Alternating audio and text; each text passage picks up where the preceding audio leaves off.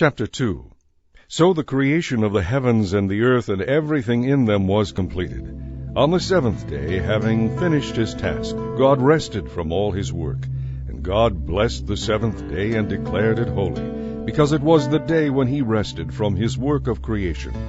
This is the account of the creation of the heavens and the earth. When the Lord God made the heavens and the earth, there were no plants or grain growing on the earth, for the Lord God had not sent any rain, and no one was there to cultivate the soil. But water came up out of the ground, and watered all the land.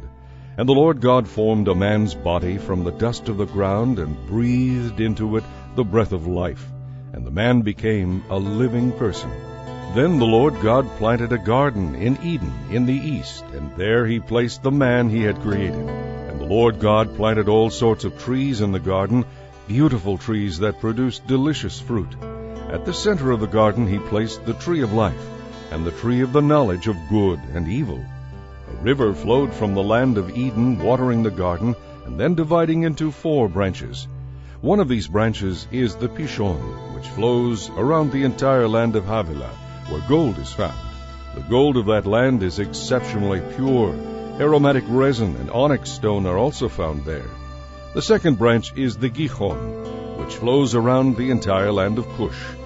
The third branch is the Tigris, which flows to the east of Ashur. The fourth branch is the Euphrates.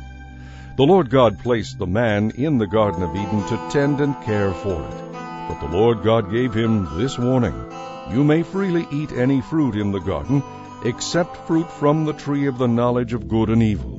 If you eat of its fruit, you will surely die. And the Lord God said, It is not good for the man to be alone. I will make a companion who will help him. So the Lord God formed from the soil every kind of animal and bird. He brought them to Adam to see what he would call them. And Adam chose a name for each one. He gave names to all the livestock, birds, and wild animals. But still there was no companion suitable for him. So the Lord God caused Adam to fall into a deep sleep.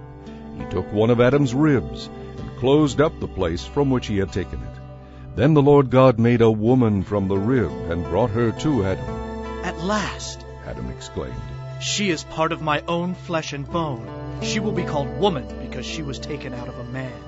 This explains why a man leaves his father and mother and is joined to his wife, and the two are united into one. Now, although Adam and his wife were both naked, neither of them felt any shame.